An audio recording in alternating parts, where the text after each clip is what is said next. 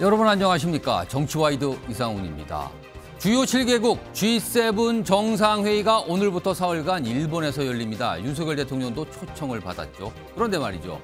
개최 도시가요. 다른 곳도 아닌 원폭이 투하됐었던 히로시마입니다. 무언가 일본이 이 장소를 통해서 노리는 게 있을 듯합니다. 자, 그리고요. 오늘부터 정치와이드가 새롭게 선보이는 코너가 준비되어 있는데요. 바로 맞수 1대1 토론입니다. 거액의 코인 투자로 무리를 빚은 민주당 김남국 의원에 관해 여야 두 노은객 지금 나와 계신데요. 치열한 설전을 준비하고 계십니다. 자, 그럼 맞수 1대1 토론 지금부터 시작하겠습니다.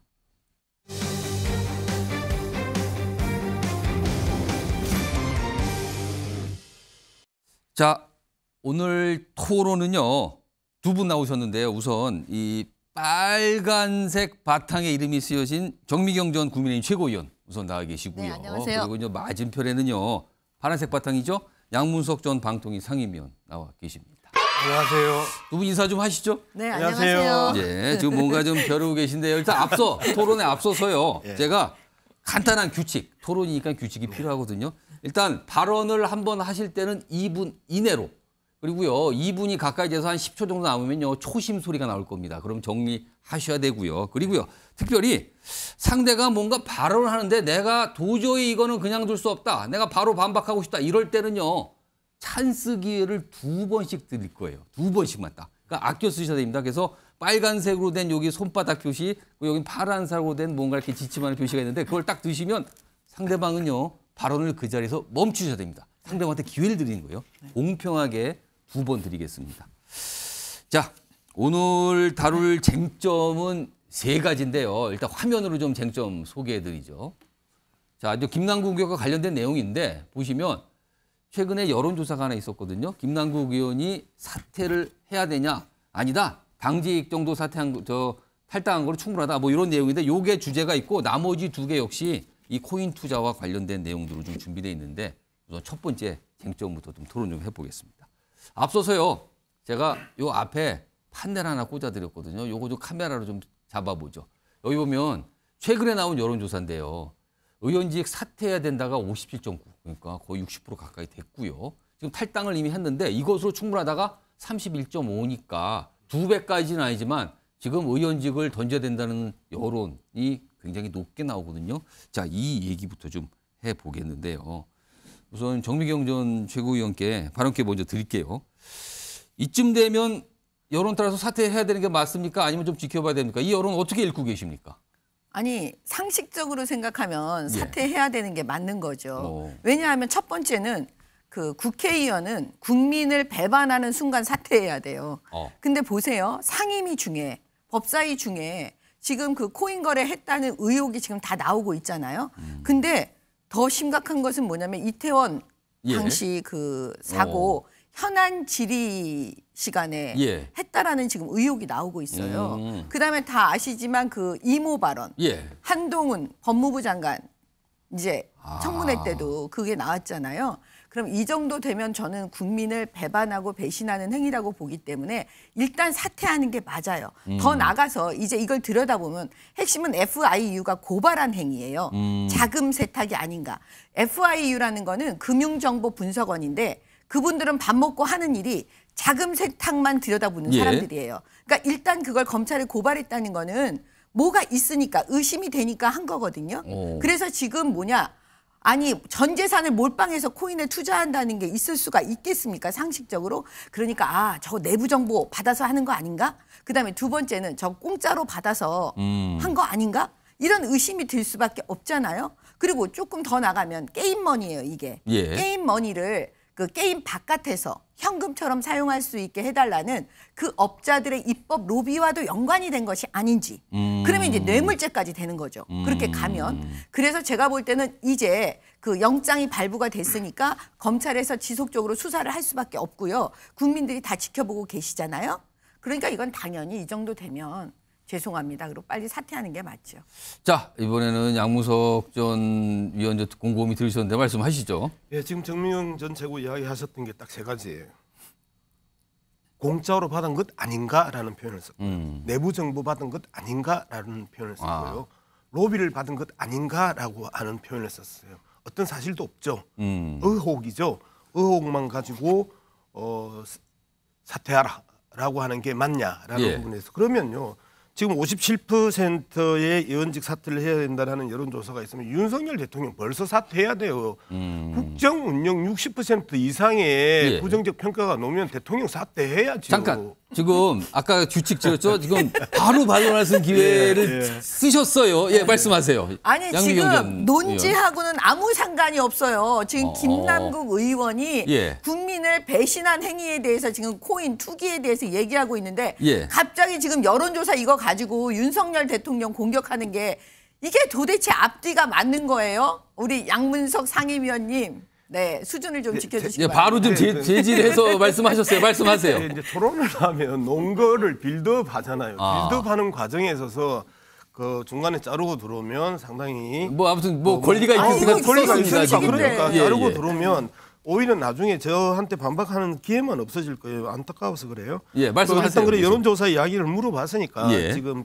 하는 거예요. 그래서 부정평가 60% 이상의 실질적이고 현실적인 국정 운영을 하는 대통령 입장에서는 이 정도면 사퇴해야 돼요. 그다음에 사실상 31%가 사퇴 안 해도 된다 충분하다라고 이야기를 했었잖아요.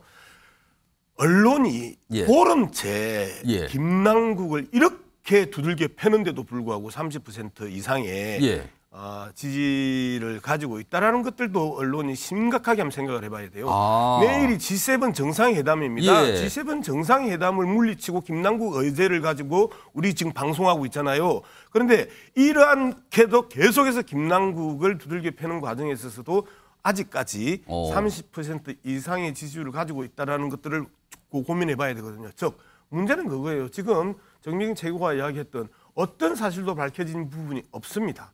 그리고 그 사실을 가지고 끊임없이 의혹을 정복시킵니다. 예. 그러면서 더불어민주당을 지지했던 많은 국민들이 한번 당해봤거든요.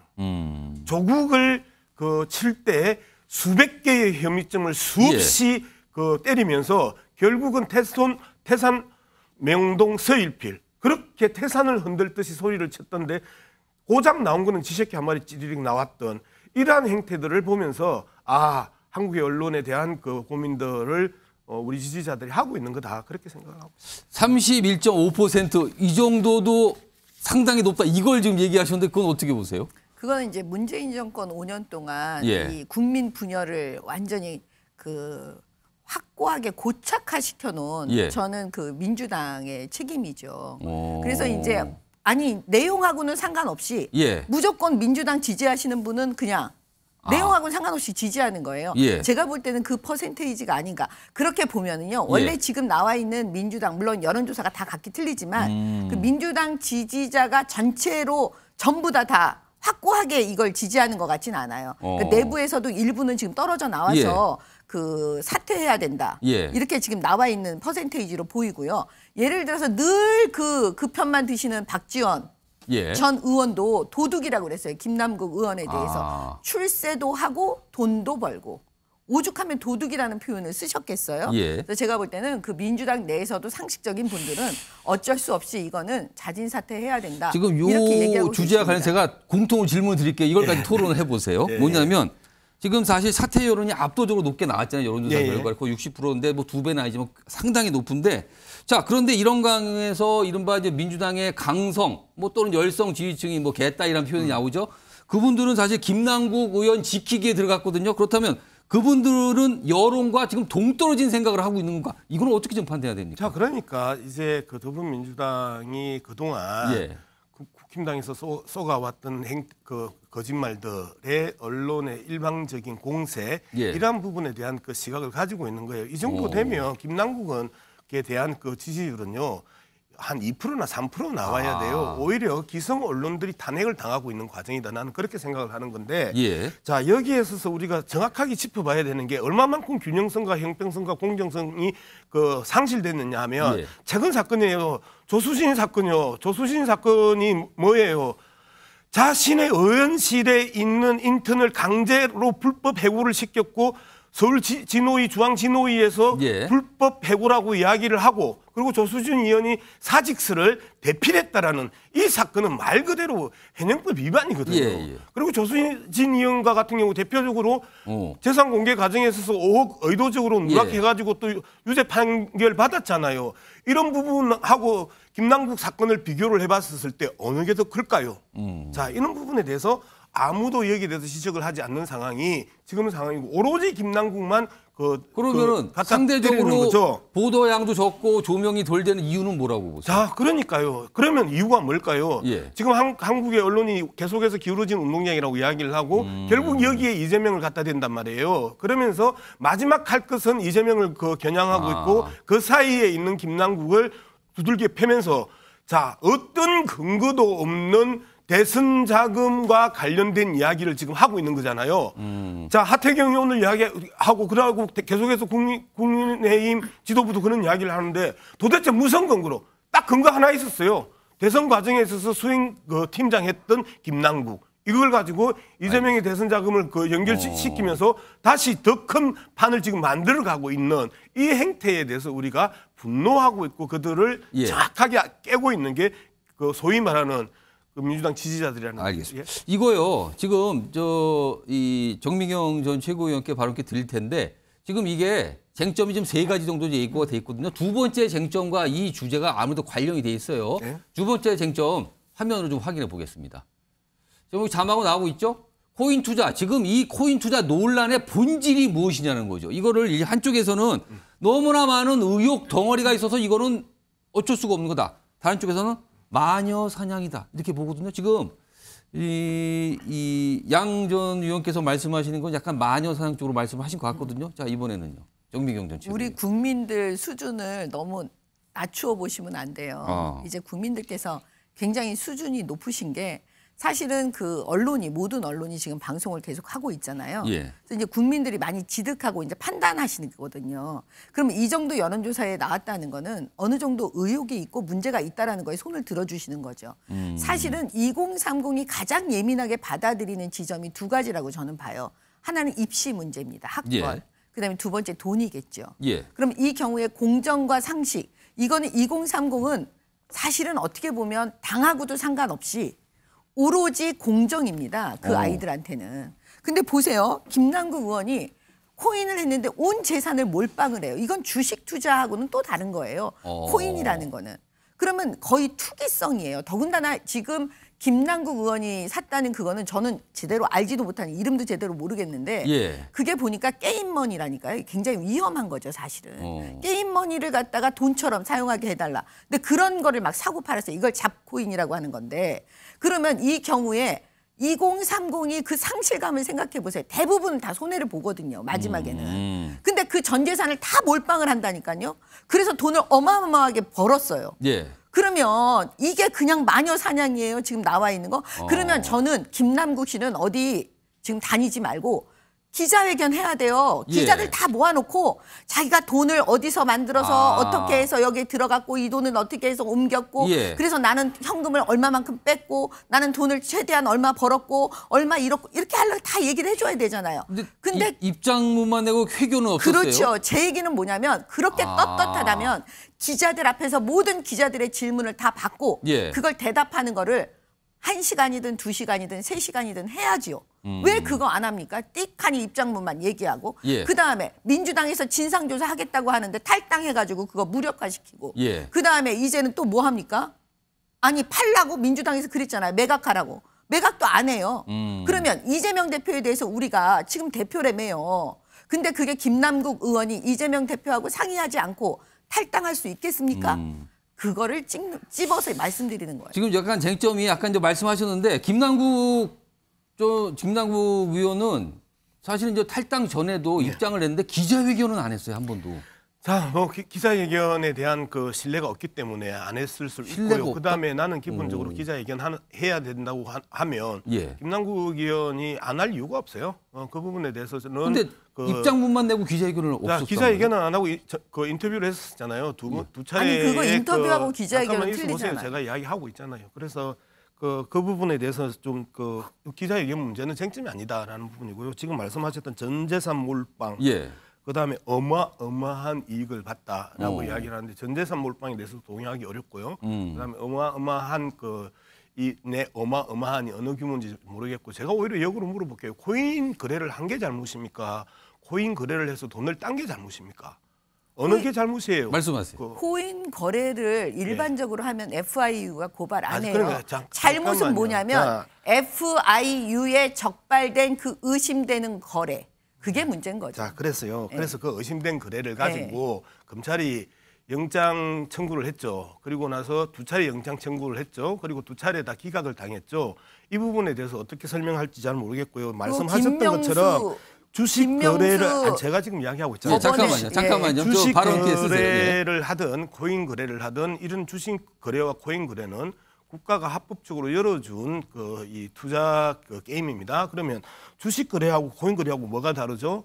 저는 그 부분에 대해서도요 묻고 싶은데요. 주식 거래하고 코인 거래하고 잘못됐으면 주식 거래하고 코인 거래를 하는 모든 국회의원들 전수조사하고 여기에 대해서 명확하게 물어야 돼요. 그리고 특히 코인 거래에 있어서 그 재산 신고 누락에 대한 문제가 있으면 이 부분에 대해서는 법적으로 제도적으로 장치를 해야 돼요. 여기요, 스탑. 예. 예, 잠깐만요. 네, 저 이야기 다 쓰세요. 했어요. 예, 다 했습니다. 예, 쓰세요. 주식 거래하고 코인 거래는 다르죠. 주식 거래라는 건 이미 합법화되어 있어요. 근데 지금 코인 거래 문제가 되는 이런 잡코인은 아직 그 합법화가 많이 안 되어 있어요. 그래서 그거를 갖다가 게임머니 입법 로비하고 연관시키는 거거든요. 그러니까 그런 부분에 대해서 이게 주식 거래, 코인 거래 같다 이렇게 말하면 안 되는 거고요. 예. 그래도 주식 거래는 어떤 회사의 잠깐 쓰셨어요. 예, 말씀하세요. 자, 코인 거래도 합법화되어 있습니다.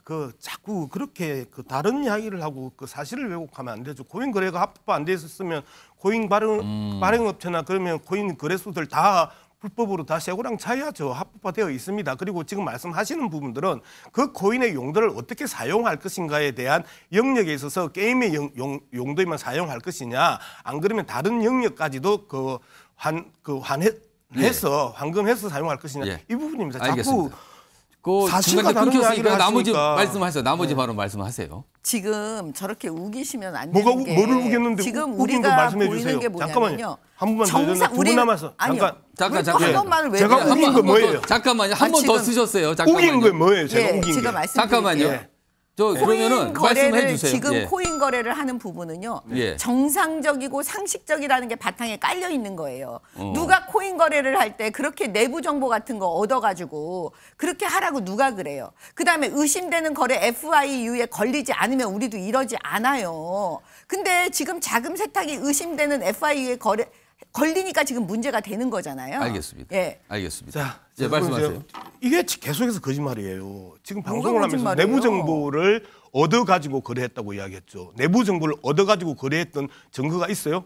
그리고 아니, 아무도 확정하지 못해요. 내부 정보- 지금 정책고만 그렇게 아니, 이야기를 하고 계시는 제가 거고, 두 번째 말씀드린 일반화시켜서 얘기했잖아요. 자. 제가 김남국 의원에 대해서는 의혹이라고 얘기했고요. 제가 일반적인 거 아까 말씀하셨잖아요. 자, 그래서요. 코인을 합법화시키고 그 부분에 대해서 얘기하는 알겠습니다. 거예요. 그래서 그런 예. 이야기를 내부 일반화 정- 오류라고 아니, 그래요. 그러니까 제가 말씀드린 게 오류라고 내부 하는 정보 건데 제가 가지고 이야기하고 코인 있는 거래하는 거 안 중이에요. 된다 이 얘기인 거예요. 자, 당연히 안 되죠. 내부 정보를 가지고 잠깐만요. 취득을 해가지고 거래를 하면 잠깐만요. 당연히 안 되죠. 지금 그거 불법이죠. 저 비슷한 그런 공방 유지하고 있는데 지금 쟁점이 마저 하나 있거든요. 네네. 이거는 지금까지 두 가지 쟁점은 김남국 의원의 투자 그 자체에 대한 논란을 다룬 쟁점인데 마지막 쟁점은 요거 민주당과 관련이 있어요. 세 번째 쟁점 보겠습니다. 자, 보시면요. 지금 민주당은 일각에서 말하기를 지금 이 사태가 민주당에 굉장히 위기를 불러오는 것 같다. 그래서 표현이 지금 민주당이 남국의 강에 빠지고 있는 건가. 그만큼 위기 상황인가. 이거에 대한 진단도 좀 시각이 갈리고 있거든요. 네. 일단 요거는 양무석 전 위원부터 좀 진단해 네, 주시죠. 사실상 그 여러 가지 지표 자체가 예. 아주 안 좋게 나타나는 부분들은 이 김남국 효과가 이 현상이 예. 결국 민주당한테 유리한 국면으로 흐르지 않는다는 부분은 분명합니다. 예. 그런데 계속해서 제가 말씀드렸던 것처럼 이 부분에 있어서 지금 정미경 측에도 계속 이야기했지만 내부 정보 문제, 그다음에 했냐 안 했냐 계속 예. 이렇게 하면서 아무런 근거 없이 증거 없이 계속해서 매도하고 그다음에 이걸 갖다가 대선 자금까지 연결시켜가는 과정들에 있어서의 어떻게 보면 전체적인 기획된 흐름에 실려가고 끌려가는 것 아니냐라는 의심을 가지고 있거든요. 그리고 그렇게 가고 있고 그러나 어쨌든 김남국 의원이 예. 무슨 이야기를 한다 한들 상임위 할 때 예. 그 코인 거래를 했다라는 거 그걸 주식 거래를 하든 그리고 그 국힘당처럼 비키니 사진을 보든 예. 그리고 본회의 하는데 대통령하고 내부 총질하는 그 당 대표라고 하는 문자를 하든 이거는 어떤 경우에도 잘못한 거거든요. 그래서 예. 그건 잘못했다고 이야기를 하는 게 맞고 김남국 의원은 그 부분에 대해서 명확하게 사과를 했습니다. 알겠습니다. 자, 그 정미용 전 최고. 처음에 지난번에 그 조국 사태가 터졌을 때요. 예. 그 민주당에서 그 조국 수호대 막 만들어가지고 집회하고 이럴 때 정말 황당했었어요. 예. 야, 저렇게 일반적인 상식에서 멀어져 가는구나. 그런 생각이 들었거든요. 근데 이번에 이제 김남국 이런 사태가 예. 터졌을 때 이 김남국에 대해서 이제 지지하고 옹호하시는 그 분들은 그 조국 수호대를 떠올리지 않을 수가 없는 거예요. 근데 제가 볼 때는 이 두 가지가 거의 막상막하라고 보여져요. 예. 뭐가 더 심하다고 말하기도 어려울 정도로. 저는 이제 아까 그 계속 얘기하시는 게 의혹. 예. 만으로 왜 얘기하냐 이렇게 예. 얘기하는데 그럼 의혹이죠. 아직 수사 안 했는데. 앞으로 계속 수사가 진행이 될 거고 예. 우리는 이 의혹이 어떻게 결말이 날지를 지켜보고 있는 것뿐이에요. 그렇기 때문에 조국 때도 조국 수호대 아무리 했지만 결국 예. 어떻게 됐어요? 기소됐죠. 예. 정겸진 씨는 대법원 판결까지 나서 지금 교도소에 계십니다. 그러면 이 김남국은 어떻게 되겠습니까? 앞으로. 이것도 제가 볼 때는 마찬가지 결론에 이르지 않을까요? 기소될 거고 어떤 처벌을 받지 않겠습니까? 자, 시간이 많이 가서 제가 이제 각각 1분씩만 드릴 거예요. 근데 그 뭐 비슷한 주제로 지금 뭐 조국 전 장관 얘기가 나왔는데 아까 이제 민주당이 살짝 어려운 상태에 있는 건 맞다라고 인정을 하셨잖아요. 근데 그 어려움의 강도가 과거에 이른바 조국 사태 시절에 비견할 만큼 굉장한 위기로 보세요? 아니면 그 정도까지는 아닌 걸로 판단하세요?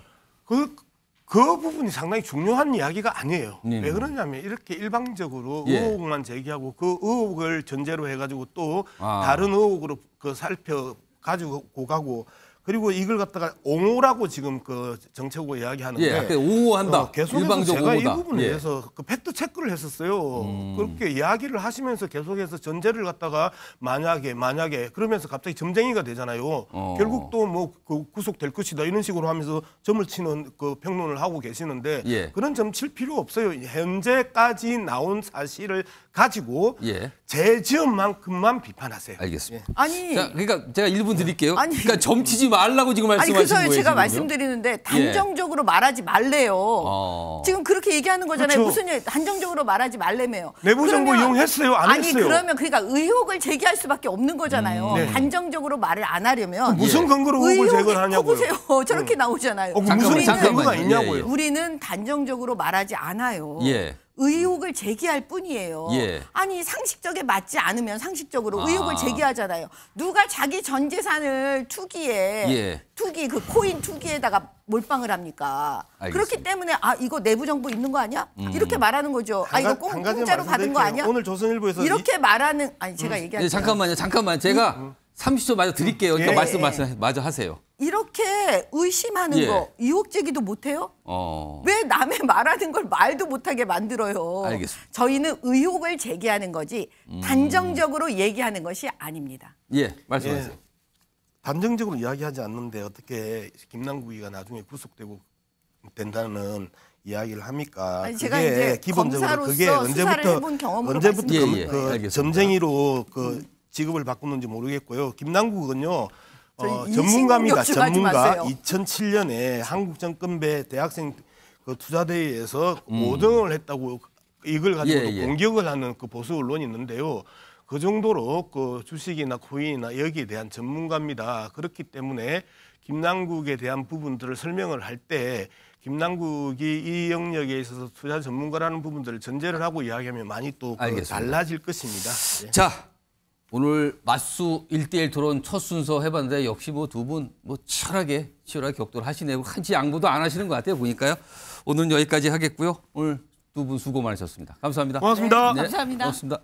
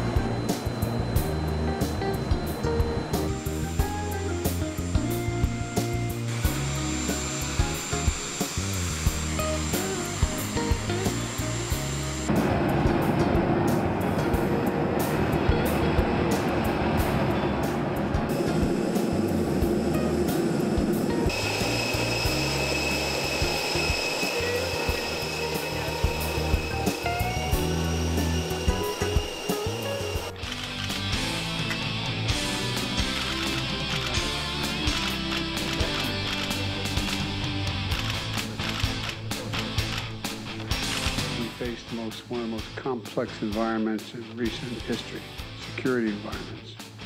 And I couldn't agree with you more. But I'm proud that the United States and Japan are facing it together. 日米同盟は、インド太平洋地域の平和と安定の礎です。Very nice to see you. Good morning. Hi.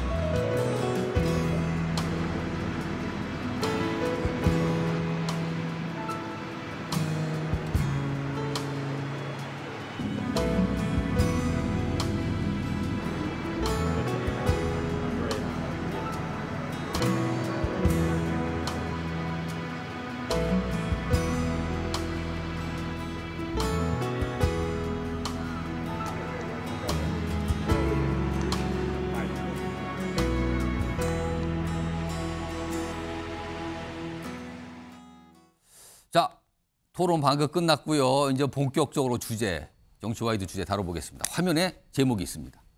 자, 히로시마에 모인 정상들, G7 정상들, 그리고 초청국들이 있죠. 우리나라도 포함이 되어 있습니다.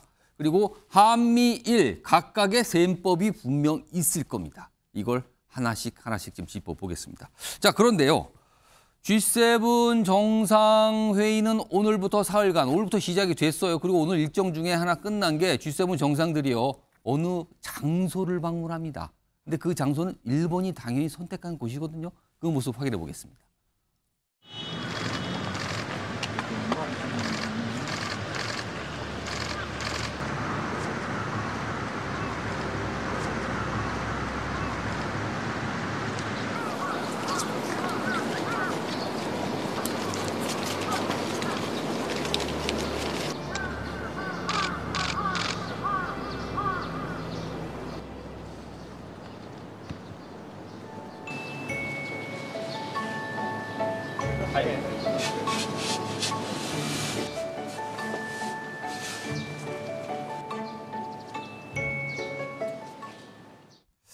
자, 이 주제 다루기 위해서 오늘 특별히 전문가 모셨는데요. 이기태 통일연구원 평화연구실장 나와 계십니다. 자, 감사하고요. 자, 지금 영상을 봤는데 저희가 이제 히로시마입니다. 원폭이 과거에 투하됐던 곳, 뭐가 비극이 있었던 곳이고요. 그리고 오늘 G7 정상들을 기시다 총리가 원폭 자료관으로 데려가서 소개하고 뭐 이런 모습이 있었어요. 이거요. 분명히 일본 그리고 기시다 총리의 의도, 속내가 있을 것 같은데 이걸 뭘로 봐야 됩니까? 이번에 기시다 총리가 히로시마로 이제 G7 정상회의를 결정한 이유가 있습니다. 예. 기시다 총리가 이제 고향이 히로시마고요. 예. 그 지역구가 히로시마인데 자기 지역구군요. 네. 오, 일단. 예. 그런데 일본이 이제 원폭 피해를 당한 지역이 나가사키하고 이제 히로시마입니다. 그리고 두 곳에 다 평화 기념 공원이 있고요. 그곳에 세계 정상들을 초청을 해가지고 피폭지로서의 히로시마를 널리 세계에 알리고 싶다라는 게 있고요. 또 기시다 총리가 항상 얘기하고 있는 핵무기 없는 세계라는 점을 더 강조하기 위해서 정상들을 이제 저기에 데리고 가가지고 헌화까지 하는 그런 장면들을 연출한 것 같습니다. 그러면은 일본이 원폭의 피해자다 뭐 이런 걸 강조하고 싶은 겁니까? 그러면은? 네, 당연히 일본 내에서 특히 히로시마와 나가사키 지역 주민들은 이 원폭 피해에 대해서 자신들이 피해자라고 하는 인식이 강합니다. 특히 또 기시다 총리가 이쪽 출신이기 때문에 또 그런 인식이 강하고요. 하지만 예. 그것뿐만 아니라 예. 세계 평화를 위해서 다음 핵무기를 없애기 위한 그런 신념을 가지고 있는 기시다 총리로서는 예. 일본이 어떻게 하면 세계 평화를 위해서 공헌할 수 있을까 이런 측면에서도 아마 세계의 평화국가 일본으로서의 이미지를 만들고 싶다라는 목적에서 아마 이런 정상들을 초청한 게 아닐까 이렇게 봅니다. 혹시 미국으로부터, 그러니까 구체적으로 바이든 대통령으로부터 이 원폭, 과거 원폭 투하에 대한 이 뭐 사과 같은 걸 원하는 건가요? 그 일본이 지금? 그게 아마 히로시마 지역 주민들은 상당히 원하고 있는 걸로 알고 있습니다. 예. 그런데 사실은 2016년도에 그 전에였던 오바마 대통령이 예. 히로시마를 한번 방문한 적이 있습니다. 그때 예. 아베 총리랑 같이 참배도 하고 그랬었는데요. 당시에 보면 미일 간에 어느 정도 이 원폭 문제에 대해서는 뭐 사과를 하거나 이런 문제에 있어서는 어느 정도 보류한 듯한 그런 합의가 있었던 것 같습니다. 사실 미국의 원폭 투하에 대해서는 미국 내에서도 여러 가지 논란이 있습니다. 즉 원폭 투하를 통해서 제2차 세계대전이 빨리 종결될 수 있었다. 그것을 통해서 사실 전쟁이 길어졌으면 일본 본토에서 전쟁이 일어났고 더 많은 희생자가 생겼을 것이다 라고 하는 주장이 있고요. 다른 한쪽에서는 원폭 자체가 인류에게는 비극이기 때문에 이런 무기가 더 이상 사용되지 않아야 되는 건데 사용했기 때문에 사과해야 된다. 이런 의견이 미국 내에서도 양분되어 있습니다. 자, 이번 G7 정상회의 관련해서 히로시마는 개최 도시니까 많이 회자가 되는데 또 하나의 지명이 또 나옵니다. 후쿠시마입니다. 후쿠시마. 왜 그런 거냐면요. 지금 정상회의 때 제공되는 요리의 식재료를 이 후쿠시마 산으로 쓴다는 얘기가 계속 나왔고요. 실제 쓰는다고 뭐 사진도 공개되고 그래요. 자, 이와 관련된 목소리가 담긴 영상이 있습니다. 들어보시죠. 各国要人の食事に県産食材などを活用するほか、国際メディアセンターにおいて福島県のお酒や加工食品などを提供すると伺っています。 자, 이 얘기 좀 해보겠습니다. 그러니까 지금 나오는 얘기가요. 처음에는 이 후쿠시마산 식재료로 무슨 양갱, 뭐 주스 등등등 이런 게 만들어지는데 일단 미디어 센터, 그러니까 기자들한테 제공하는 정도인가라고 알고 있는데 그게 아니라 정상들한테도 지금 제공이 되는 걸로 나오고 있어요. 지금 이런 게 제공된대요. 이거 뭐예요? 양갱인가요? 이거 무슨 과자고? 여기 보면 음료도 있고 지금 화면에 보이는데 저런 게 나간다고 그래요. 지금요 음식이.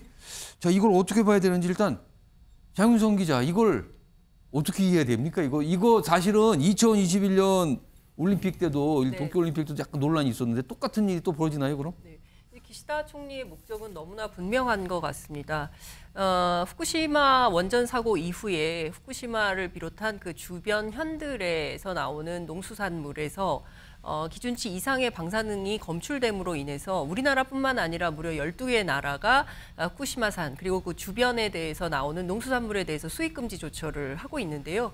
이번에 어찌됐든 G7에서 세계의 선진국의 그 경제 선진국 정상들이 와서 저걸 다 먹게 된다면 자, 우리나라 후쿠시마산 농수산물로 만들어진 음식들을 바이든도 먹었다, 숄츠도 먹었다 이러면서 이제 상당한 광고 효과가 생길 수 있겠죠. 그로 인해서 안전하다는 것이 입증됐다. 세계 정상들도 먹었다. 그러니까 여러분들도 문을 열어라. 이뿐만 아니라 기시다가 EU에 있는 여러 나라들에 대해서 후쿠시마산 수입 규제를 해제해달라는 공식 요구를 하고 나섰습니다. 자, 그 다음은 어디가 될까요? 한국일 가능성이 매우 높다라는 생각이 좀 들고요. 이제 조만간 우리 시찰단이 가서 관련된 내용을 확인하고 돌아오겠지만 어찌됐든 지금 저 문제는 굉장히 위험하다라는 인식 속에서 제가 기자단 어떻게 할 거냐 물어봤습니다. 그랬더니 당장 먹어야 되잖아요, 지금 이제. 먹어야 되긴 하지만 뭐 피할 수 있으면 피해야 되겠죠, 선배 이렇게 얘기를 하더라고요. 자, 윤석 국민의힘 대변인 나와 계신데요. 정상회의 식사에 식재료를 제공하겠다라는 거니까 글쎄요, 이게 어느 정도 수인지는 모르겠으나 일단 기자들한테 제공되고 그다음에 수행한 사람한테 제공되고 아마 정상회의 때도 여러 가지 요리들이 공급될 텐데 거기에도 좀 들어가는 걸로 보이거든요. 이걸 안 먹을 수도 없고 어떻게 해야 되는 겁니까, 이거? 그러니까 일본 입장에서는 외교를 굉장히 잘하는 거죠. 주최국의 이점을 아주 그냥 10분 활용하고 있는 거예요. 저걸 안 먹겠다고 할 수도 없는 거 아닙니까? 그리고 이번에 좀 나은 게 미리 예고를 이렇게 하잖아요. 2011년에 그 이명박 대통령이 일본에서 그 간나오토 총리랑 회담할 때는 그때 중국의 당시 총리 원자바오랑 같이 갑자기 오이를 시식하게 됐었어요. 오이요? 후쿠시마산 오이를. 그때는 얘기도 안 했습니다. 갑자기 오이를 갖고 온 거예요, 그냥? 갑자기 가서 드시러 가니까 굉장히 그 사진도 있는데 그런 것들이 굉장히 그 문제가 있다. 뜬금없이 오이를 먹으라고 주는 겁니까? 오이를 그래서 사진이 있어요. 그 시식을 하는. 그때보다는 좀 그나마 예고를 하고 하는 거니까 어느 정도 각국 정상 쪽에서도 당황은 하겠지만은 어느 정도 선에서 맛만 보는 수준이 아니겠나 싶습니다.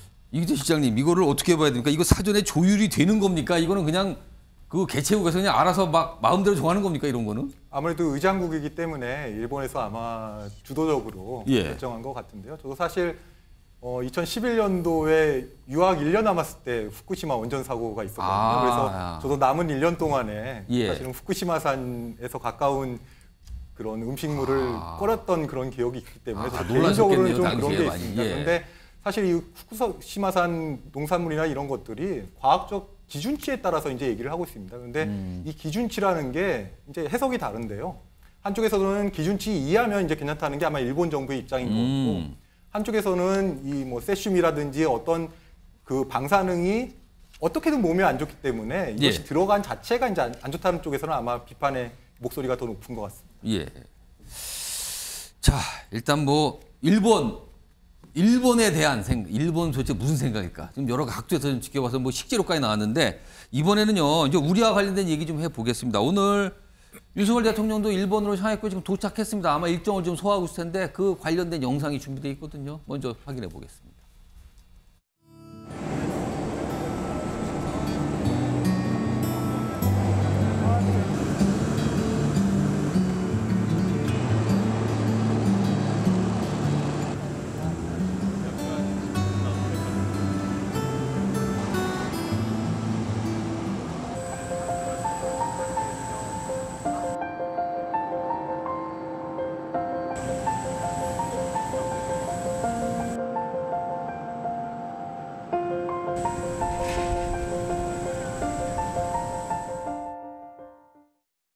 최근 전경련 발표에 따르면 우리나라는 군사력, 경제력, 영향력 등에서 이미 G7에 버금간다고 합니다. 이번 정상회의 참석으로 한국이 국제사회에서 국력에 걸맞는 역할을 할 수 있도록 G8로 나가는 기초를 닦는 계기를 마련했으면 좋겠습니다. 자, 이기태 실장님. 자, 우리에게, 한국에게 G7 정상회의 초청국으로 초대를 받았잖아요. 이 정상회의에 참석을 하는 게 우리에게 과연 어떤 의미입니까, 이거는? 일단 기시다 총리가 내세우고 있는 게 세 가지가 있습니다. 첫 번째로는 우크라이나 전쟁으로 인해서 무력에 의한 국제 질서의 변경에 대해서 서방 진영의 결속이라고 볼 수 있고요. 두 번째는 이런 우크라이나 전쟁 이후에 여기에 동참하는 개발도상국들, 글로벌 사우스라고 불리는 개발도상국들의 동참이 필요한데 이 국가들이 에너지나 아니면 식량 안보에 있어서 러시아에게 의존할 수밖에 없다. 그렇기 때문에 그러한 세력들을 끌어들이기 위해서 서방 진영들이 어떠한 노력을 할 것인지에 대한 얘기가 있고요. 세 번째는 바로 기시다 총리가 얘기하고 있는 핵 없는 세계입니다. 그런데 이 핵 없는 세계는 달리 말하면 이상적이긴 합니다만 현실적으로는 어떻게 하겠냐? 바로 핵 군축이라던가 아니면 NPT 체제, 핵 비확산 체제를 유지하겠다라는 겁니다. 그래서 한국 입장에서 봤을 때는 이 세 가지 포인트를 봤을 때 첫 번째로는 이제 서방 진영의 어떤 결속에 동참하는 의미가 있을 수도 있고요. 두 번째로는 이제 글로벌 사우스라고 하는 개발도상국들에 과연 지원을 할 것인가. 아직 우리는 이런 부분에서 상당히 약합니다. 예산도 부족하고. 그래서 그러한 부분에 있어가지고 이제 어떻게 참여할 것인지에 대해서 보다 적극적인 기여 외교로서의 한국의 역할을 이제 주장할 수 있는 하나의 기회가 될 것 같고요.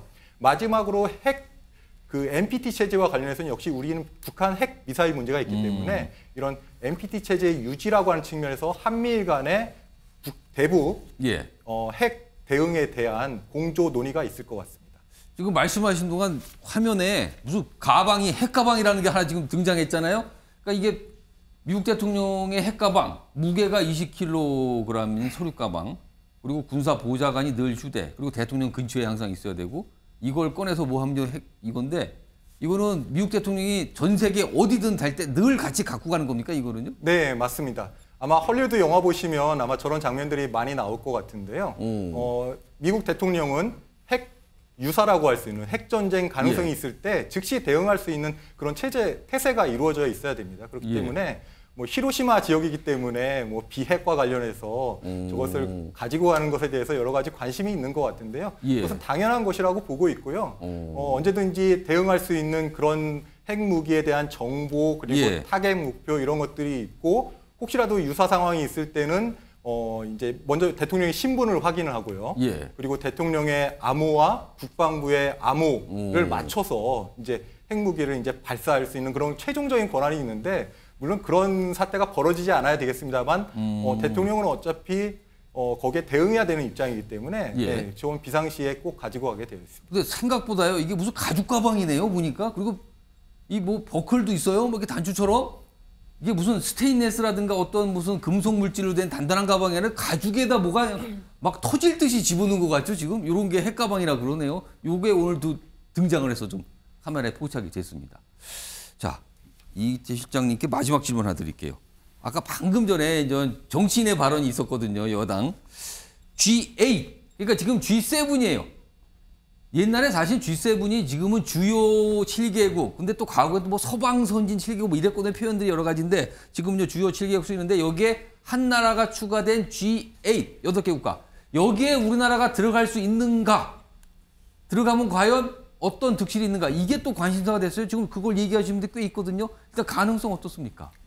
네, 저는 가능성은 있다라고 봅니다. 사실 G7은 과거에는 전 세계 GDP의 70%까지 차지할 정도로 상당한 영향력을 발휘했는데 예. 최근에는 아마 저희가 예전에 생각했던 그 G7보다는 조금 약화된 느낌이 있습니다. 지금은 전 세계 GDP 한 40% 정도 많이 내려갔네요. 차지하고 있고요. 예. 그렇지만 한국이 이번에 초대국을 보면은 예. 다른 국가들은 각 대륙에 대표하는 국가들이 있습니다. 아프리카나 아니면 태평양 도서국 예. 이런 국가들이 있는데 아니면 아세안이나 이런 국가들은 2개의 국가씩 이렇게 포함이 되어 있거든요. 근데 한국은 사실 일본이 있음에도 불구하고 초청을 했다라는 것은 예. 한국에 대해서 어떤 기대감을 갖고 있고 또 최근에 한일 관계 개선에 따른 한국을 동참하려는 일본의 이제 그런 목적도 있었던 것 같은데요. 예. 사실 G8으로 가기 위해서는 저는 사실은 아직까지는 좀 부족하다는 점이 많습니다. 한국이 두 가지 과제가 있다고 생각합니다. 첫 번째는 아까도 제가 말씀드렸지만 그 글로벌 사우스에 대한 지원, 한국이 과연 선진국으로서 그런 개발도상국들에 예. 얼마나 지원할 수 있는가라고 하는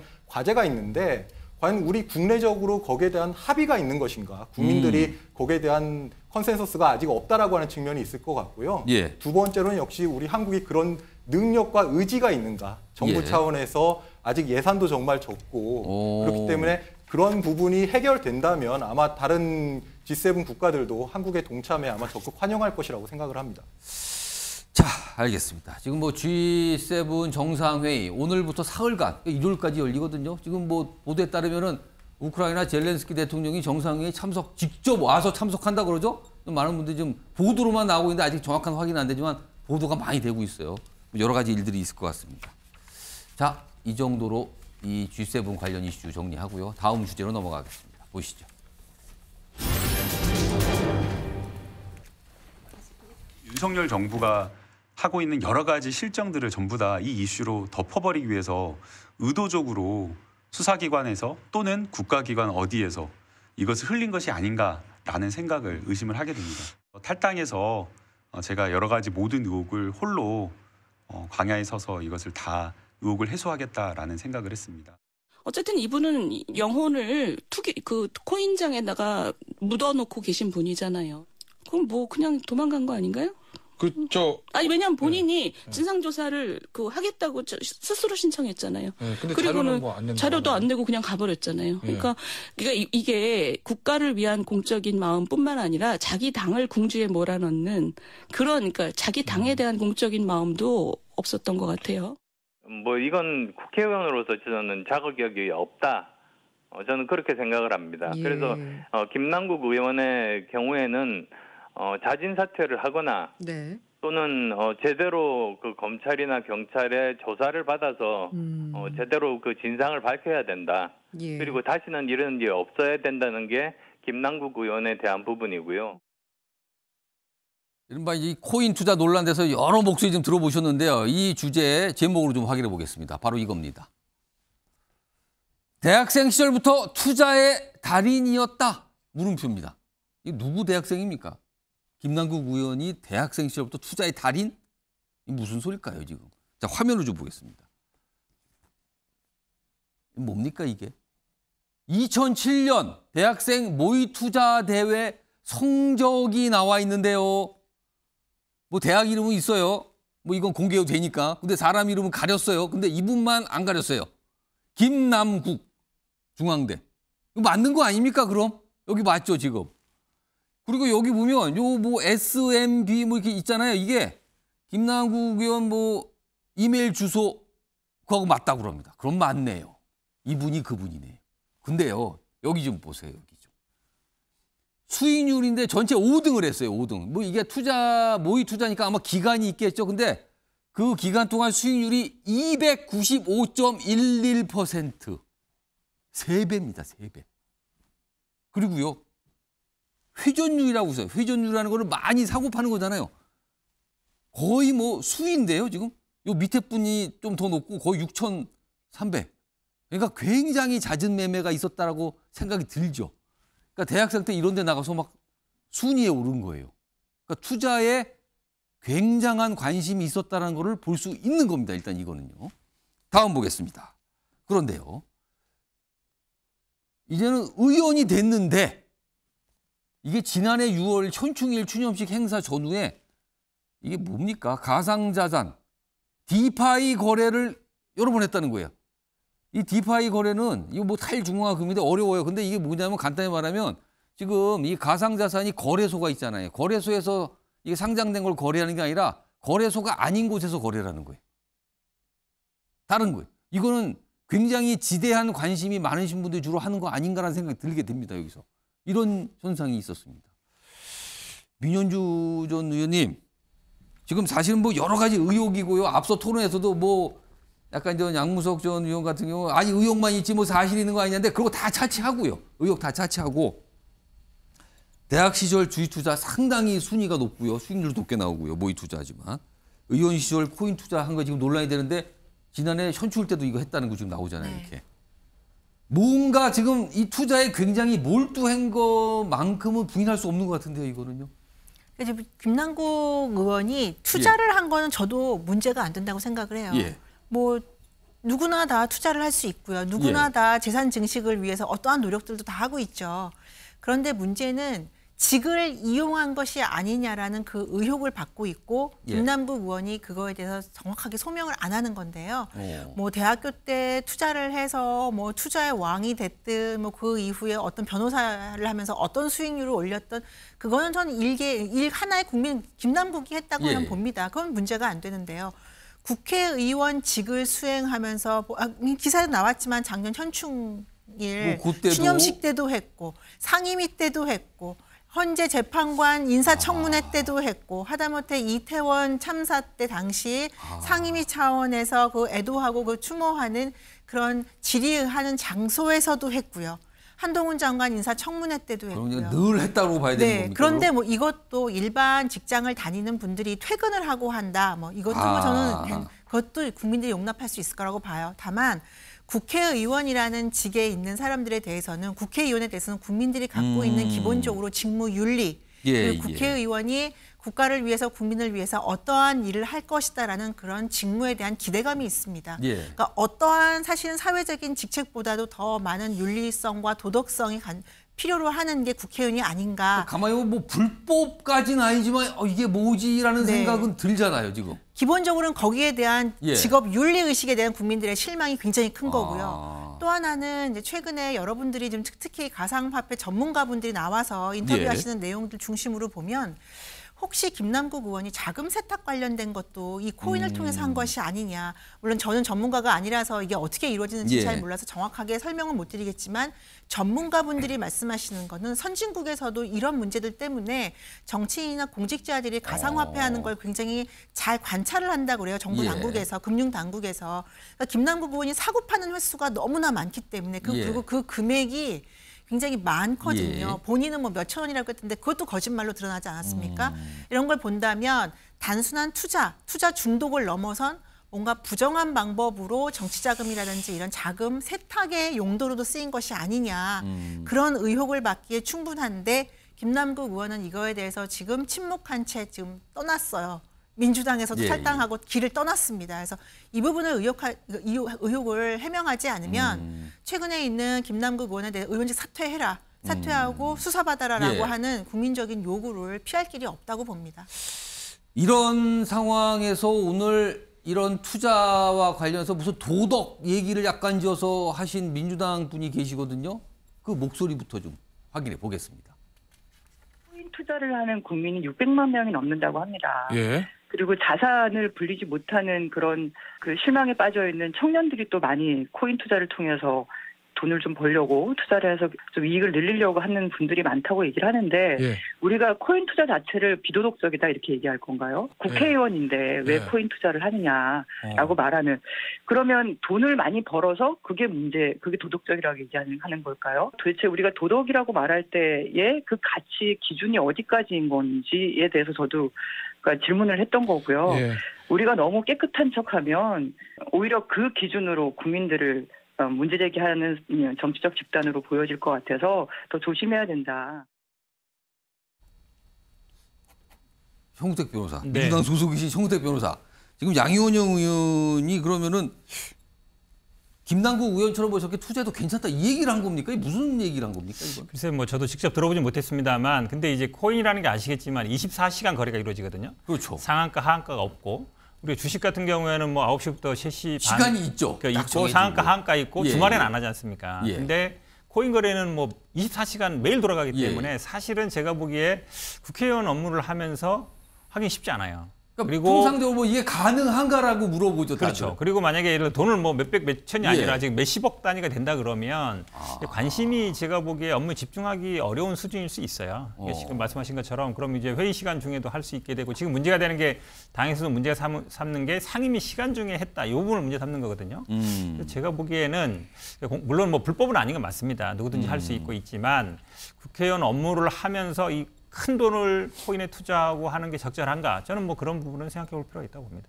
그러니까 지금 양이원영 의원이 김남국 의원에 관련된 인터뷰 질문을 받고 너무 도덕적 이렇게 신경 쓰면 안 된다 뭐 이런 취지로 얘기한 것 같기는 한데 그런데요. 다음 화면 좀 보겠습니다. 이게 보도를 통해서 알려졌는데 민주당 내부에서 뭔가 조사를 했다 그러죠? 그 내용 좀 보겠습니다. 이겁니다. 민주당에 대한 이미지 조사인데 도덕적이다 아니다 이걸 따져본 거라 그래요. 이게 조사 의뢰자가 여기 보시면 더불어민주당이에요. 최근에 한 건데. 근데 보면 여기가 보면 일반 국민이 보면은 도덕적으로 여기 보면 빨간 색깔 파란색 있잖아요. 빨간색은 국민의힘이고요. 파란색은 민주당인데 누가 더 도덕적인가? 일반 국민들은 국민의힘이 더 도덕적이라고 본다는 거예요. 37.6. 민주당은 21.4. 이런 결과가 나왔어요, 지금. 여기 뭐 민주당원은 뭘 당연히 이제 민주당이라고 얘기하고요. 여기 뭐 국회의원 등등 요건 다르게 나오는데 일반 국민 전체는 이런 결과가 나온 거예요, 지금요. 일단 요 얘기 좀 제가 해봐야겠는데 이거 윤석 대변인은 이거 국민의힘은 좋아야 됩니까? 이거 어떻게 됩니까? 이거 국민의힘 소속이신데 이거 어떻게 보세요? 이거 일단 뭐 일반 국민들의 평가인데요. 예. 50이 안 되잖아요, 저희도. 뭐 전체적으로. 민주당보다 좀 낮지만. 여기 회색이 예. 41이네요. 저희가 뭐 적어보고 뭐 우리가 많이 앞섰다 이렇게 말할 계제는 절대 아니라고 생각하고요. 예. 이제 저 부분은 방금 전에 양이원영 의원의 발언에서도 나오지만 예. 내부적으로 민주당원 또는 민주당 국회의원분들 뭐 다 그런 건 아니라고 믿습니다만은 너무 그 자체적인 어떤 문제를 감싸는 분위기, 온정적인 분위기가 넘쳐서 저런 결과가 나온 걸로 저는 판단을 해요. 양이원영 의원이 지금 그러잖아요. 코인하는 600만 명의 국민이 그럼 다 비도덕적이냐. 그러면 역으로 제가 질문을 하면 그럼 국민 600만 명이 다 국회의원입니까? 그거 아니잖아요. 지금 하는 얘기는 국회의원으로서의 김남국 이 분의 행태에 대한 도덕적인 잣대를 국민들이 요구를 하는데 거기에 맞는 행동이었냐 아니었냐를 얘기하는 거잖아요. 그럼 거기에 맞춰서 말씀을 하셔야 되는데 저렇게 이제 또 소위 말해서 이렇게 방패막을 이렇게 치고 그다음에 확인되지 않은 사실로 마녀 사냥한다. 이게 이제 결과적으로 확정 판결 나오기 전에 어떤 의혹 제기에 대해서 저렇게 다들 얘기를 하는데 지금 나온 언론 보도만 봐도 김남국 의원이 언제 어떻게 거래를 했고 거래 규모가 어느 정도고 해명이 불충분하고 이거 다 국민들이 알고 계시지 않습니까? 그것만 가지고도 어느 정도는 확인된 의혹인데 이걸 마녀사냥이라는 그 단어 하나로 딱 이렇게 방패막이로 하고 막아주려고 하니까 말이 꼬이는 거죠. 지금 윤석 대변인이 말씀하신 순간 송우대 변호사가 손을 번쩍 드셨어요. 뭐 번쩍 든 건 아니고 말로 하시겠나 봐요. 저는 뭐 여론 재판은 이루어지고 있다고 봅니다. 왜냐하면 이게 최초에 알려지게 된 게 이제 보수 언론사에서 알려진 거 아닙니까? 예, 보도를 통해서 나왔죠, 그렇죠. 처음에. 그러니까 지난번에는 이제 영장이 기각됐어요, 2번. 이 내용을 아는 건 제가 보기에 뭐 검찰밖에 없다고 보는데. 예. 근데 어쨌든 이렇게 여론 재판이 이루어지고 그다음 영장이 발부가 됐습니다. 예. 수사가 이루어지는 거죠. 그러니까 그거는 저는 문제가 있다고 봐요. 그냥 검찰은 수사를 하면 돼요. 예. 굳이 이걸 언론에 알려서 그 여론 재판을 통해서 영장을 발부받고 재판에 어쨌든 수사를 받는 그 동력을 삼으면 안 되거든요. 그런 걸 많이 봅니다. 지금 녹취록이라든지 이런 걸. 예. 그런데 사실 왜 그래야 되느냐. 예. 이런 문제 제기는 당연히 할 수 있다고 보고 예. 물론 이제 지금 말씀처럼 얘기하면 예를 들어서 지금 앞에 말씀이 뭐 정치 자금으로 쓰였다. 뭘 근거로 하는 거죠? 썼을 것이다. 언론 보도도 당연히 저는 취재를 한다고 보는데 예. 그게 팩트인지 아닌지는 봐야 되는 거예요. 지금 그리고 내부 의혹제기- 정보를 이용했다 그러는데 예. 상장 전에 사실은요. 코인 같은 거는 상장이라는 게 우리가 뭐 거래소 상장하듯이 엄격하게 조건 따지는 게 아니거든요. 그리고 내부 정보라는 게 뭔지도 잘 모르겠어요. 그러니까 어찌 보면 이게 법의 사각지대 맞아요. 예. 그렇긴 한데 그게 그럼 실제로 어떤 위법 행위가 있었는지 아니면 실제로 그게 뭐 법 예. 위반되는지 그거는 이제 수사를 해봐야 되는 거거든요. 저는 언론 보도가 사실을 전제로 아까 지금 앞에 뭐 정미경 최고위원도 사실이라면이라고 하잖아요. 언론 보도가 사실입니까? 언론 보도도 거짓으로 드러나는 예. 거 많습니다. 그렇기 때문에 김남국 의원 같은 경우에도 지금 이제 수사 중이잖아요. 예. 수사 중에서 방어를 하면 되는 거기 때문에 언론 보도를 근거로 무조건 뭐 사퇴해야 된다. 저는 뭐 그건 동의하기 어렵다고 봅니다. 아니 제가 이 예, 법률 가셔서 말씀하세요. 그러신 것 같은데 김남국 의원도 마찬가지예요. 자꾸 이게 합법이냐 아니냐의 잣대를 가지고 지금 이 사태를 본단 말이에요. 저는 예. 그 얘기 한 적이 한 번도 없어요. 도덕적 기준으로 보자는 얘기를 했잖아요. 예, 예. 국회의원으로서 그러니까 지금까지 밝혀진 명확한 예. 사실들은 있어요. 그 지금 몇 중에 가지가. 뭐 예. 직무 중에 했다거나 예, 예. 뭐 거액의 그 어떤 코인 관련한 거래에 대해서 해명을 제대로 하지 않는 부분, 그동안에 가난한 그런 의원이라는 이미지를 줬던 부분, 이런 것들에 대해서도 자꾸 합법 비합법으로 얘기를 하니까 해명이 꼬인다 이 말씀만 드렸지 저는 정치자금 얘기한 적 없습니다. 정치자금 얘기 앞에서 예, 잠깐만. 하셨잖아요. 제가 안 했죠. 정치자금으로 저는 한 적 쓰였을 없어요. 것이다라고 얘기하셨잖아요. 제가요? 알겠습니다. 비공개 뭐 아니 앞에서 저는 안 얘기하셨잖아요. 했다고요. 제가. 아니, 아까 여러 저도 의혹 제기를 했다 이거죠? 윤 대변인이 얘기했다고 한 적 없어요. 알겠습니다. 두 분 뭐 서로 오해하시고 지금 뭐 토론하시나요? 알겠습니다. 잠깐만요. 예, 예. 알겠습니다. 정리 좀 할게요. 그 여론조사 결과 다시 한번 보여주세요. 요거 장윤성 기자님 이걸 좀 봐주세요. 네. 그러니까 이게 아까 봤지만 일반 국민 전체를 봤을 때 여기에는 뭐 약간 어떤 정당 지지자 각각의 정 다 들어간 거예요. 그리고 아닌 분들 들어가고. 근데 도덕적으로 보는 정당 민주당이 나왔다, 국민이 나왔다는데 민주당은 21, 국민의힘이 37이에요. 그런데요, 통상적으로 지금까지 도덕에서는 민주당 아니냐 이게 민주당 내에서도 그렇고 그런 인식이었어요. 근데 어쩌다가 이렇게 이런 인식의 결과가 나온 겁니까? 뭐 잘 아시는 것처럼 문재인 정부 시절에 이제 예. 공정성 논란이 있었고 거기에 중심에 조국 교수 사태가 있었던 거라고 보여지고요. 이제 구분하고 판단할 수 있었는데 어찌됐든 검찰의 공격이 매우 크니 우리 예. 진영을 보호해야 된다는 논리가 작동했었던 것 같습니다. 그러면서 내로남불 소위 이제 그건 사실 국민의힘도 마찬가지긴 해요. 예. 그럼에도 불구하고 더 아프게 민주당이 예컨대 이제 똑같이 매를 때려야지 왜 민주당은 더 때리냐. 똑같이 잘못했는데 국민의힘은 3대 때리는데 민주당은 왜 10대 때리냐. 약간 그런 분위기가 있단 말이에요. 그런 그렇죠. 불평들을 하는 그러니까 게 있어요. 이런 지금. 거예요. 대표적으로 제가 이 사건 취재를 하면 이런 말씀들을 하세요. 아니 국회 상임위장에서 코인 거래를 했다 문제다. 그런데 그러면 국회 상임위장에서 혹은 또 대정부 질문 때 다 자리 안 지키지 않냐, 다 나가지 않냐, 그리고 다 개인 일 보지 않냐, 예. 휴게실에서 뭐 다 뭐 온라인 검색하고 주식 다른 거래하는 일 사람도 한다. 있고, 예, 아니면 자기 방에 가 있거나, 예. 그럼 그 사람들 다 징계해야지 왜 김남국만 문제로 삼냐라는 말씀을 하시는 분들도 있어요. 그러나 대한민국 정부 수립 이후 민주당은요 역사적 산물입니다. 민주당 의원들 이제 특히 다선 의원들 취재하면 그런 얘기를 합니다. 국회의원이 무슨 투잡, 지금 투잡하게 생겼냐라는 얘기를 하고요. 두 번째는 민주당은 사실 기득권 집단이라고 하는 분들, 그러니까 재벌 그리고 검찰, 뭐 법원 등등에서 언제나 이렇게 소외된 편이었다. 그때마다 민주당을 지켜준 것은 국민들이었다. 국민들의 힘이 있었기 때문에 노무현 정부를 만든 게 누구냐? 국민들이다. 노란 돼지 저금통으로 대통령 만들었다. 촛불혁명이 문재인 만들었다. 대통령으로. 김대중 대통령도 마찬가지고요. 그러면 그 국민들에 대해서 배신해서는 절대 안 되는데 그런 게 되풀이되고 있어서 매우 속상하다는 얘기를 민주당 의원들이 하고 있습니다. 이 기회에 이 문제를 바로잡지 못하면 민주당은 스스로 자멸하게 될 거라고 본인들도 얘기하고 있어요. 그렇기 때문에 저는 김남국 의원 문제를 뭐가 잘못이냐 양이원영 의원 식의 태도로는 정말 큰일 납니다. 알겠습니다. 지금 시간이 뭐 훌쩍훌쩍 지나가요. 아니 뭐 많이 안 남았는데 속도 좀 내보겠습니다. 발언할 때도 속도 좀 내주시고요. 이 사안과 관련돼서 이건 약간 뭔가 파생적으로 드러났는데 지금 민주당의 박찬대 의원이 무슨 가상화폐 얘기하면서 한동훈 장관 얘기를 뭐 인터뷰에서 꺼내놨거든요. 근데 이게 또 약간 이상한 갈래를 치고 있네요. 일단 그 목소리부터 어떤 얘기를 처음에 꺼내서 시작이 된 건지 들어보겠습니다. 가상화폐랑 관련된 뭐 정부 부처 16개 부처인가에 대해서도 가상화폐 보유 여부를 공개하자라고 했는데 갑자기 법무부 장관께서 그거는 사적 영역의 부분이고 개인정보의 부분이기 때문에 거부를 해버렸거든요. 그래서 그 공개 대상이 아니다라고 해서 거부를 했는데 공직자의 윤리와 재산 등록의 범위가 무엇이냐가 이렇게 논란이 되고 있는 상황에서 그리고 그 부분에 대해서 검찰이 지금 계좌 압수수색까지 들어간 상황에서 거부하는 것은 좀 이해가 되지 않고요. 그런데 한동훈 장관이 그건 사적 영역이기 때문에 공개 대상이 아니라고 명시적으로 그런 워딩을 쓴 적이 있습니까? 그리고 또 그렇게 물어보시니까 한 번 더 확인할 필요는 좀 있는 것 같네요. 이걸 꺼낸 거예요. 그러니까 한동훈 장관이 뭔가 거부해서 안 했다. 그러자 한동훈 장관이 또 가만히 안 있습니다. 바로 입장을 냅니다. 김의겸 의원 대신에 박찬대 의원께서 이제 민주당발 가짜뉴스 담당합니까 지금? 그러니까 아니라고 그런 걸 이렇게 또 부인을 해요 강력하게. 그러면서 이번에는 사과할 것을 정중히 요구합니다. 청담도 술자리 이때 사과 안 했다. 이번에는 사과하세요. 이렇게 요구를 한 겁니다.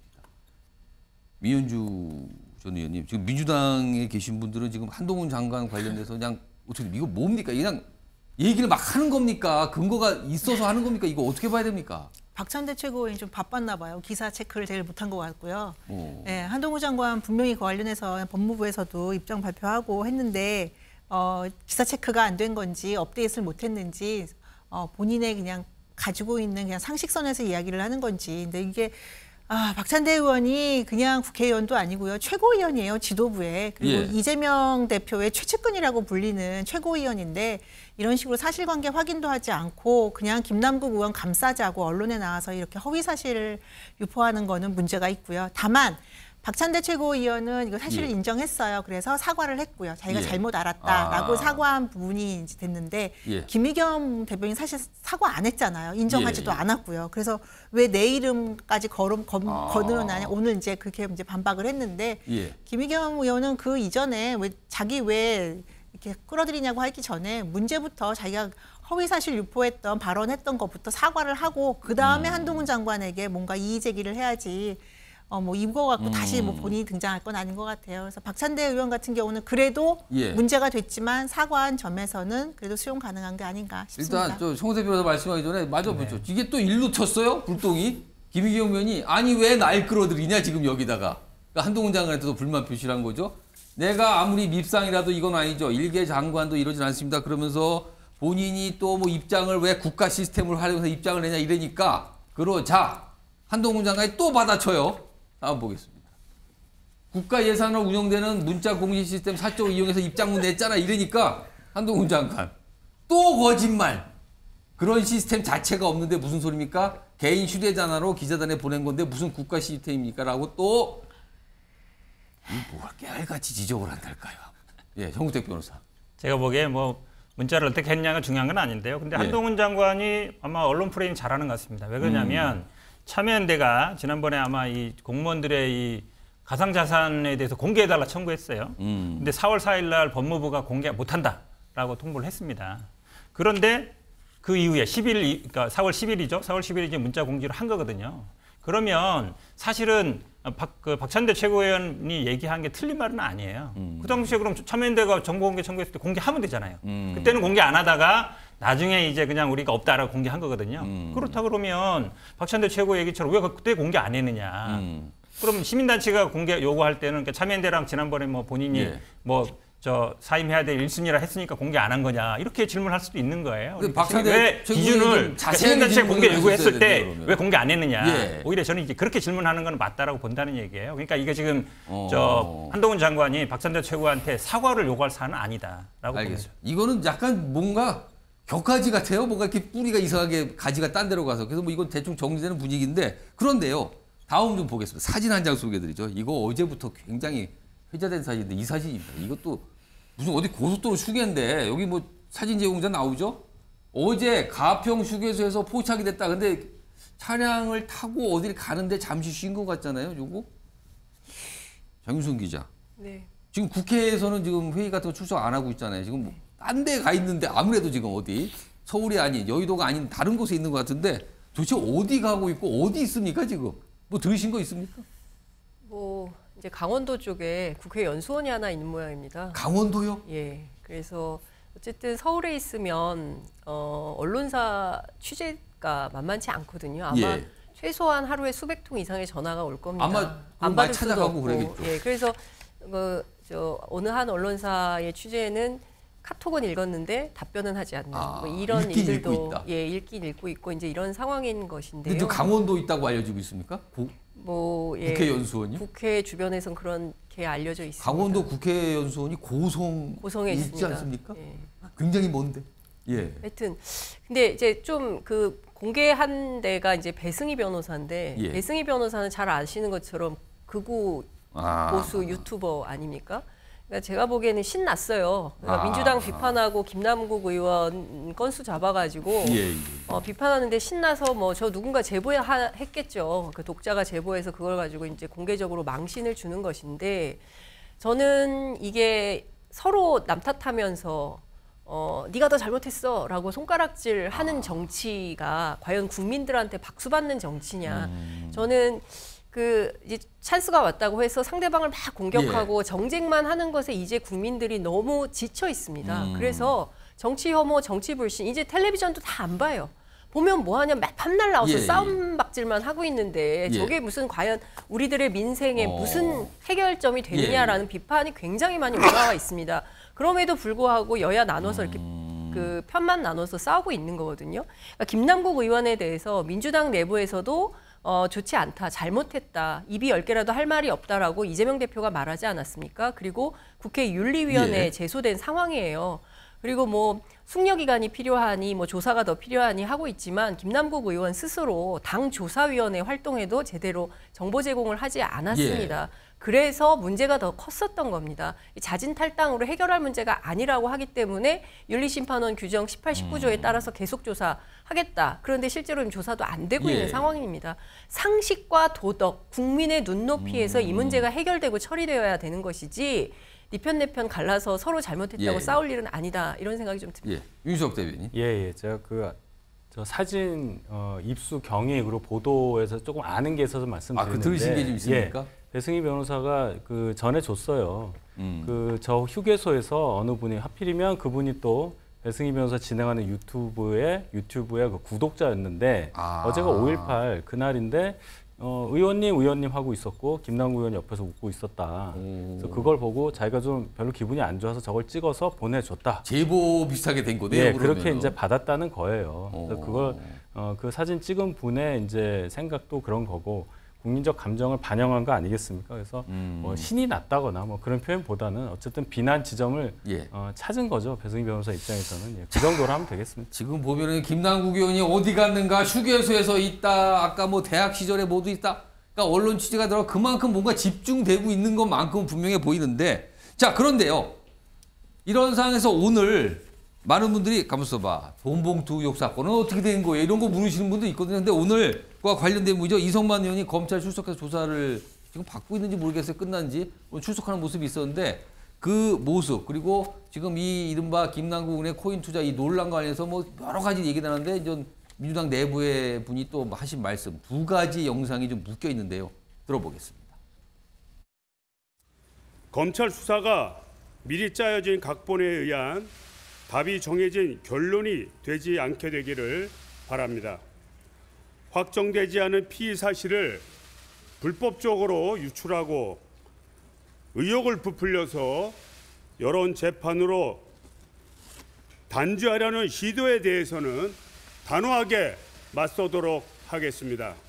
어제 혐의에 대해서는 전부 다 인정하지 않는 입장이신 거죠?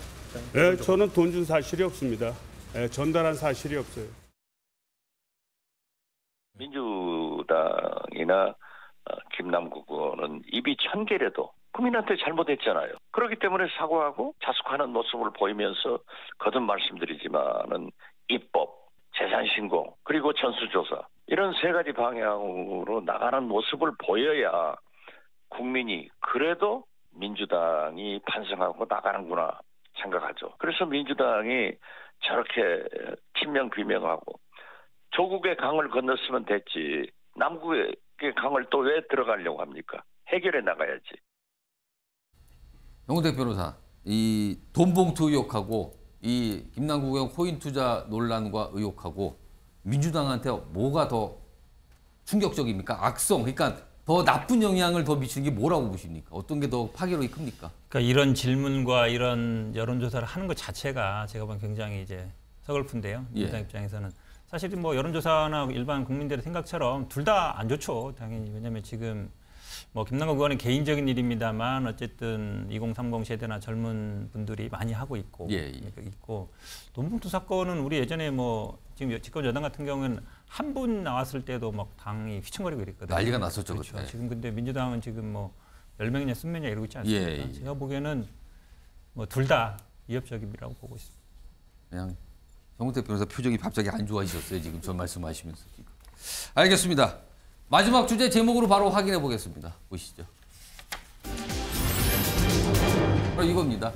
청와대 감찰무화 폭로 김태호. 근데 공익신고자로 지정됐었거든요. 근데 구청장직 상실됐어요. 재판에서 뭐 기밀 누설 뭐 이런 게 인정이 되는 바람에. 그러면 이게 어떻게 되냐는 거죠. 화면을 좀 보겠습니다. 이게 이 재판에 대해서.